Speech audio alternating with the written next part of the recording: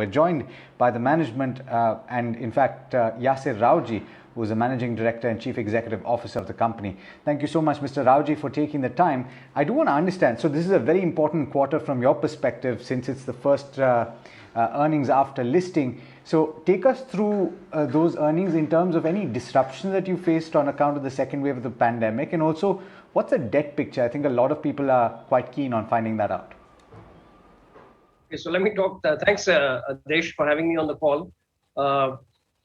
As far as the disruption goes, see, we've been very fortunate. Okay, so the second wave we've been able to handle very well, both in terms of people as well as material movement. Because being a manufacturing organization, we have to ensure that materials get to our factories in time, and people also are there. They are able to work and they are able to operate in a safe manner. So we were very fortunate in the second wave where we had all the protocols in place for us to be able to manage this entire flow of people and materials in a very efficient way. I would say that the first wave taught us a lot. We learned a lot of lessons, and as a result of that, we were able to manage the second wave pretty much without any disruption. Now, coming to the debt picture of the company, as of today, we are a debt-free company.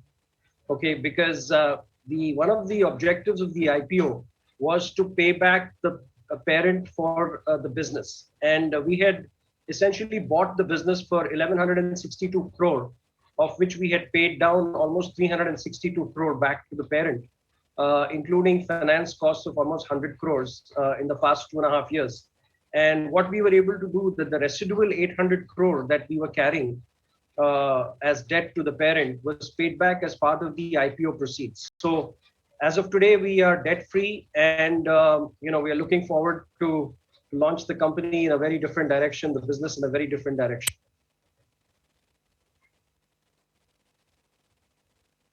Mr. Rawjee, this is Alex speaking to you, and I just want to take you to the next question, which is essentially about the API business.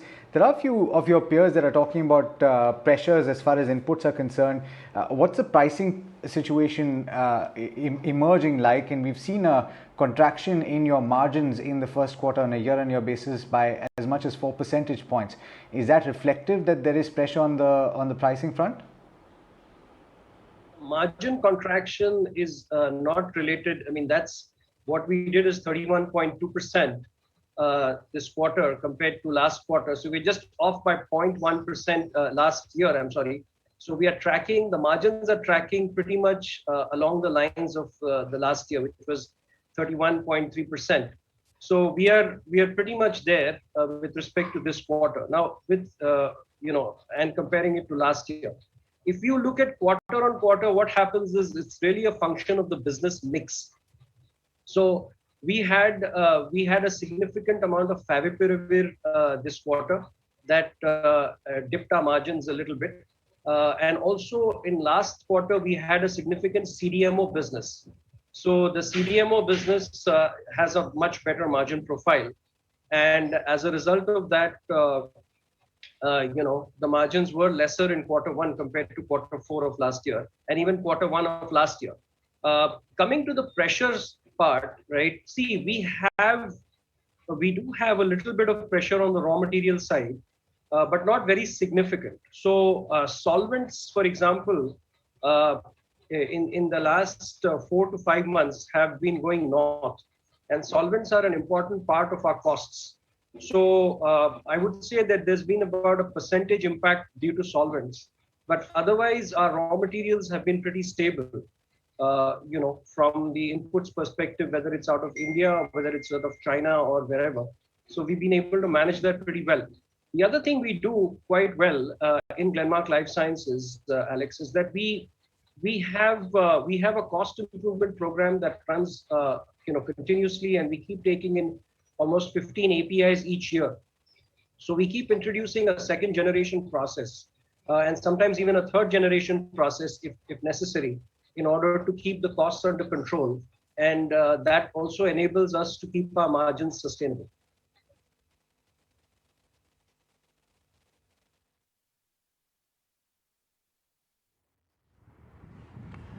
All right. Hi, Mr. Rawjee. This is Mubina as well joining in. I know you spoke a little bit about the CDMO business. I want to talk about a little more about the API bit as well. Firstly, what was the contribution like from FabiFlu API? Because that of course is something that was the cynosure of all eyes, especially during the time where we were first hit by COVID-19. And once again, if you could reiterate on the pricing pressure you're facing on the API pricing bit. Are you seeing pressure there compared to what we saw in the previous quarters, what your pricing was like in Q1 and going forward as well, the outlook? Sure. So let me answer the second question first. I'll come to Favipiravir next, right? So as far as pricing goes, pricing pressure is part of our life. Okay, it's our business, right? So pricing pressure is something that we deal with on a very regular basis. Now, I do realize that there are certain classes of molecules that have come under significantly more pricing pressure overall, and these are the sartan class of molecules. And we happen to have two sartan molecules in this bucket. So we've got olmesartan and we've got telmisartan. I will say that yes, pricing pressure has been there on these two molecules. However, while being significant contributors, they are not that significant to where they've impacted our bottom lines.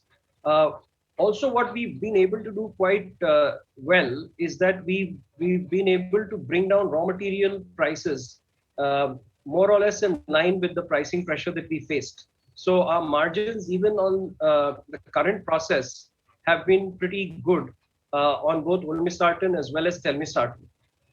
And hand in hand with that, what we've also done is we've introduced a second generation process which is highly cost effective, and our customers have begun to qualify that. So in a matter of 3 to 6 months, we will be over that hurdle as well on the pricing. Overall pricing, I would say, has remained quite reasonable. The pressures have been there, but they are fairly manageable with the kind of cost improvement programs that we put in place, as well as the ability to drive down raw material prices quite well.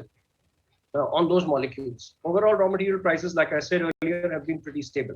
Coming to FabiFlu, the API for that is Favipiravir. Yes, Glenmark Life Sciences made a very significant contribution in Favipiravir. This quarter also we did about 65 crore of sale on Favipiravir alone. Okay, and that contributed, like we've shown, over 32% to our growth. But even if we take away the effect of Favipiravir, the business has still grown very robustly. So we've grown at 27% without the effects of Favipiravir on the generic side of the business.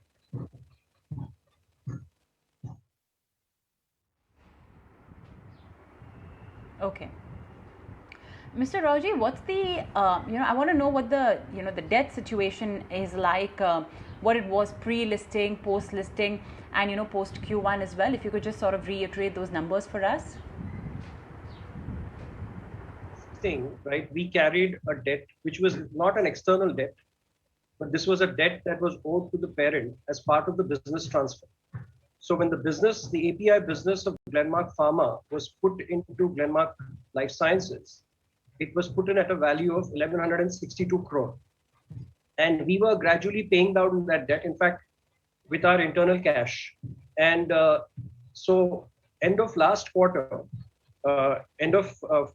first quarter of this year, we were carrying a debt of just around 800 crore.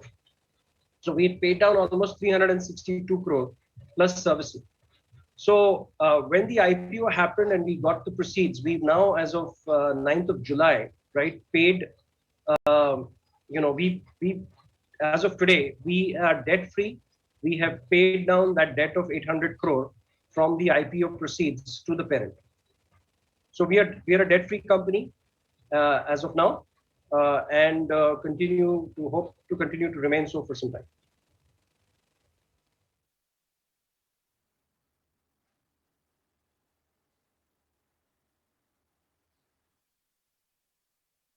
Mr. Rawjee, great talking with you. Thanks so much for providing such insight into the entire API business, what we are seeing on the raw material front and on the pricing front as well. Pleasure talking to you.